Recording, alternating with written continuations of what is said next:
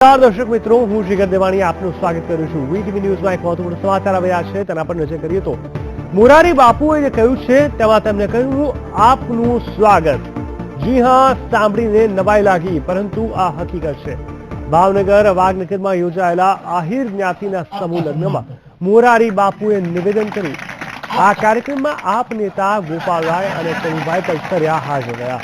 આ દરમિયાન તેમનું સ્વાગત કરતી વખતે બાપુએ આ નિવેદન કર્યું, આપકા સ્વાગત है. જો કે બાપુએ આ નિવેદન બાદ એમ પણ કહ્યું કે આ નિવેદનનો અર્થ તમારે જે નીકાળવો હોય તે નીકાળજો. જો કે બાપુના આ નિવેદનથી સ્ટેજ પર ઉપસ્થિત આપ નેતાઓ ગદગદિત થઈ ગયા હતા.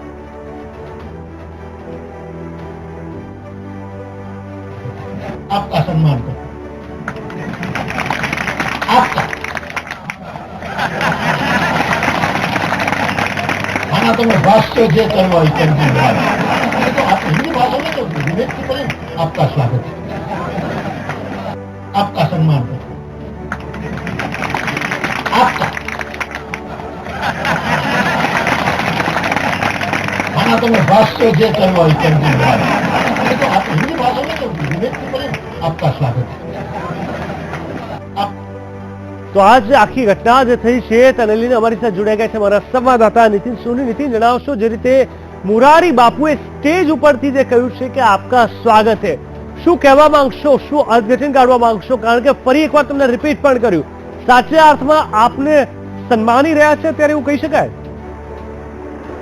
ખાસ કરીને જણાવી દઉં કે ભાવનગરના મહુવા ખાતે આજે વાઘનગરમાં આહિર સમાજનો એક સમૂહ લગ્નોત્સવ યોજાયો હતો, જેમાં આમ આદમી પાર્ટીના કનુભાઈ કલસરિયા કે જેઓ મહુવાના સ્થાનિક છે તેઓ સ્ટેજ ઉપર હતા. આ ઉપરાંત વાત કરી દઉં, દિલ્હીના જે વાહન વ્યવહાર મંત્રી છે ગોપાલરાય, એ પણ આ પ્રસંગમાં ખાસ હાજરી આપવા આવ્યા હતા. અને આ બંને વ્યક્તિઓ જયારે સ્ટેજ ઉપર હતા ત્યારે મોરારી બાપુ આ કાર્યક્રમમાં સ્પીચ આપી રહ્યા હતા અને તેમણે અચાનક જ એ વાતનો ઉલ્લેખ કર્યો હતો. કનુભાઈ સામે તેમણે ખાસ જોઈને એ પ્રકારે કહ્યું હતું કે આપકા સન્માન કરતા હું. અને ત્યારબાદ તેમણે ગોપાલરાય જે દિલ્હીના વાહન વ્યવહાર મંત્રી છે તેમની સામે જોઈને પણ એમણે ફરી એકવાર તે વાત દોહરાવી કે ગુજરાત મેં આપકા સ્વાગત કરતા હું. અને આ વસ્તુ કહીને તેઓ અટકી ગયા હતા. અને ત્યારબાદ તેમણે થોડી ક્ષણ પછી એ પણ જણાવ્યું હતું કે આપ, હું જે શબ્દ બોલ્યો છે એનો અર્થ આપ લોકોએ જે કરવો હોય તે કરી શકો છો, પરંતુ જે લોકો ત્યાં હાજર હતા એ આપ શબ્દ એટલે કે આમ આદમી પાર્ટીના બે નેતાઓ અહીંયા સ્ટેજ ઉપર હતા તેને લઈને બોલાય હોય તેવી વાત થઈ રહ્યા છે. અને આખા જે મોરારી બાપુની જે વાત છે, આપકા સ્વાગત કરતા હું, આપકા સન્માન કરતા હું, એને લઈને લોકોમાં એક ચર્ચાનો વિષય બન્યો છે. સ્વાભાવિક રીતે ચર્ચાનો વિષય બને, કારણ કે વડાપ્રધાન નરેન્દ્ર મોદી ઘણીવાર તેમની કથાને એટેન્ડ કર્યા છે ને જે રીતે તેમને પણ આવકાર આપે છે, સન્માન આપે છે. એવા સમયે હવે તો જયારે ચૂંટણીનો માહોલ આવી રહ્યો છે, એવા સમયે મોરારી બાપુનું આવું કહેવું, આપકા સ્વાગતે, આપનું સન્માન કરું છું, ખાસ કરીને જયારે આમ આદમી પાર્ટીના નેતાઓ ત્યાં હાજર છે ત્યારે તેમના તરફથી કોઈ પ્રતિક્રિયા આવી છે? આમ આદમી પાર્ટીના જે નેતા ખાસ કરીને કનુભાઈ કલસરિયા છે એ આહિર સમાજનો જે લગ્નોત્સવ હતો એના આયોજક છે. એટલે આ તેઓ કાર્યક્રમમાં વ્યસ્ત હોવાના કારણે તેમની કોઈ પ્રતિક્રિયા નથી મળી. પરંતુ આપે જેમ કહ્યું જે મુજબ ચૂંટણીનો માહોલ છે, પરંતુ મોરારી બાપુ એક વિશ્વ વિખ્યાત કથાકાર છે.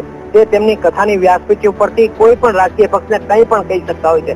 પરંતુ આજે એક સામાજિક પ્રસંગ હતો, લગ્ન પ્રસંગનો, અને એમાં એમણે જે આપકા સન્માન, આપકા સ્વાગત કરતા હું એ શબ્દ વાપર્યો છે. એનાથી એમ કહી શકાય કે 100% લોકો વિચારતા થઈ ગયા. બિલકુલ નીતિન, સમગ્ર માહિતી આપવા માટે ધન્યવાદ. સ્વાભાવિક રીતે જ ત્યાં હાજર તમામ લોકો વિચારતા થઈ ગયા કે આખરે શું અચાનક જ શું થયું કે આપનું આ રીતે સન્માન કર્યું. આ જેનરિક પણ હોઈ શકે છે, પરંતુ ચૂંટણીનો માહોલ છે ને એવા સમયે આ પ્રકારનું જયારે મોરારી બાપુ તરફથી નિવેદન આવે ત્યારે ચર્ચાનો વિષય બને તે સ્વાભાવિક છે. ફરી એકવાર આપણે સંભળાવીએ કથાકાર મોરારી બાપુએ શું કહ્યું હતું સ્ટેજ પરથી.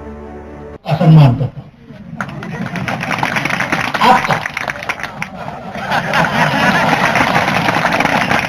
खाना तो मैं भाष्य जे करवा तो आप हिंदी भाषा में तो विवेक से करें.